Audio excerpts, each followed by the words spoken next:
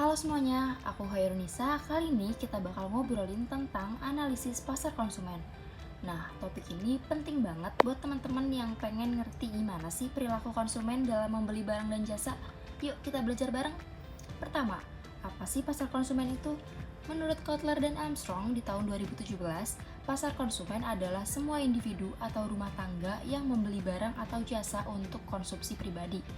Nah, ini berbeda nih dengan pasar bisnis yang membeli untuk dijual kembali atau digunakan dalam produksi. Nah, sekarang konsumen itu bukan hanya penerima pasif dari pesan iklan loh. Mereka juga sudah aktif banget. Mereka riset dulu, bandingkan produk, baca review, dan baru deh putusin beli. Makanya, sebagai pebisnis, kita harus ngerti gimana sih mereka berpikir dan juga bertindak. Selanjutnya, karakteristik dan kekuatan konsumen. Yang pertama, ada faktor situasional. Ada banyak hal yang mempengaruhi keputusan konsumen selain cuma produk dan harga loh. Salah satunya adalah faktor situasional. Ini adalah kondisi di mana sekitar yang bisa berubah-ubah dan pengaruhnya cukup kuat. Misalnya, lingkungan fisik, kayak suasana toko, pencahayaan, musik, bahkan aroma di toko pun bisa bikin teman-teman betah atau malah pengen cepet-cepet keluar loh. Ada juga lingkungan sosial, seperti siapa aja sih yang ada di sekitar teman-teman saat belanja. Kadang kita pengen belanja cuma karena FOMO atau karena teman-teman atau mungkin keluarga yang ngajak kan. Selain itu ada waktu. Waktu juga penting. Pasti teman-teman punya waktu tertentu untuk belanja, entah pagi, sore, atau mungkin pas musim diskon.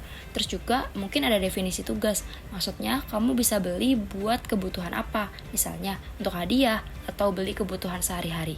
Dan juga jangan lupa ada keadaan pribadi, misalnya mood kamu lagi senang atau stres, atau bisa banget nih mempengaruhi kamu buat beli sesuatu.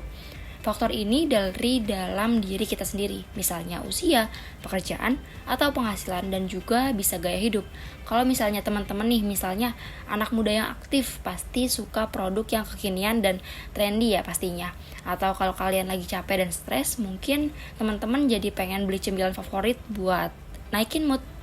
Nah, selanjutnya sekarang kita bahas teori keputusan perilaku dan ekonomi perilaku.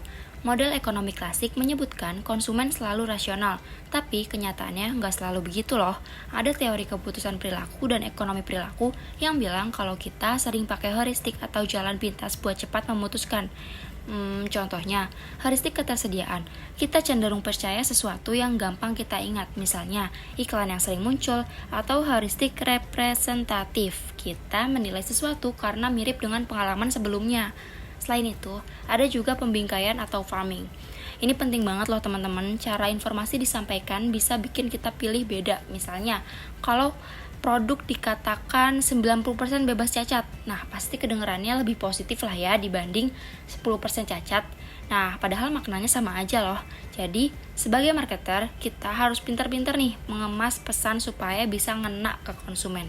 Sekarang kita lanjut ke saluran distribusi, yaitu gimana sih produk sampai ke tangan kita. Yang pertama, ada saluran distribusi tidak langsung atau yang sering kita sebut online. Yang pertama ada marketplace. Marketplace itu ada Tokopedia, Shopee, Bukalapak, dan lain-lain yang memungkinkan penjual berkumpul di satu tempat dan konsumen bisa membeli hampir semua jenis produk mulai dari pakaian hingga makanan. Yang kedua ada e-commerce. E-commerce adalah transaksi jual beli yang dilakukan lewat internet, baik melalui marketplace atau toko online milik satu perusahaan. Keuntungannya, transaksi jadi lebih cepat dan bisa dilakukan kapan aja. Yang ketiga ada media sosial.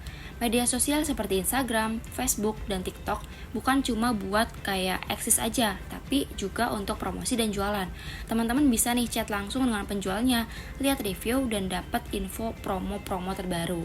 Selanjutnya ada saluran distribusi langsung atau offline.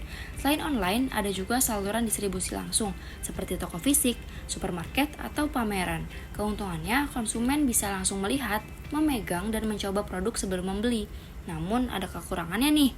Toko fisik memiliki keterbatasan lokasi dan biaya operasional yang lebih tinggi. Itulah kenapa banyak perusahaan yang menggabungkan saluran online dan offline untuk memberikan kemudahan bagi konsumen. Itu dia pembahasan tentang analisis pasar konsumen dan juga saluran distribusinya. Semoga teman-teman makin paham gimana sih konsumen berpikir dan bagaimana produk itu sampai ke tangan kita.